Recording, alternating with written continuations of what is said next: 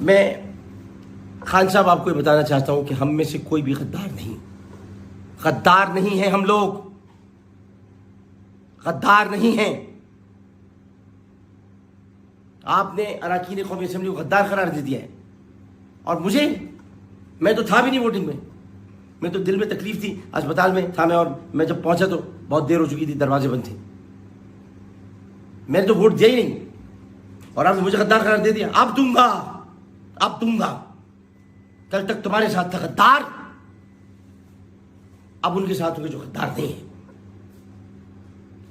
तुमने जनरल बाजवा को हटाने की कोशिश की। मैं गवाही देता हूं कि तुमने मुझसे बुलाकर बात की थी और तुमने कहा मैं जनरल बाजवा को हटाने वाला हूं।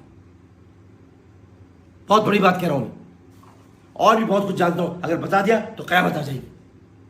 चुप बैठा हूं, चुप। तुम्हारी तरह नहीं हूं जो टेलीविजन पे आके राज खोलता फिरे।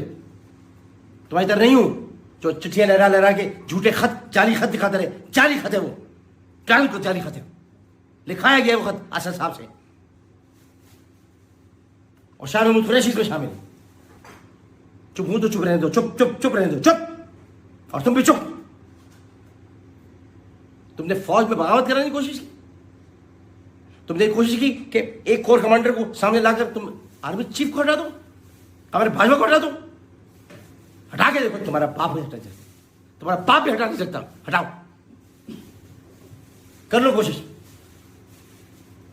और जो डेंटिस्ट बैठा हुआ है ना, डेंटिस्ट, ऐवान सदर में डेंटिस्ट, उसको बोलो ज़रा यहीं करना छोड़ दे और उल्टे सीधे अहकाम जारी करना छोड़ दे।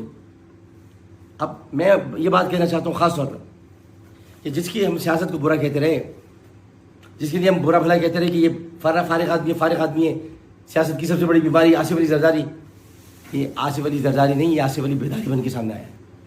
अब ये मत कह देना मैं उसके साथ मिला हूँ। खुदा हाफिज़।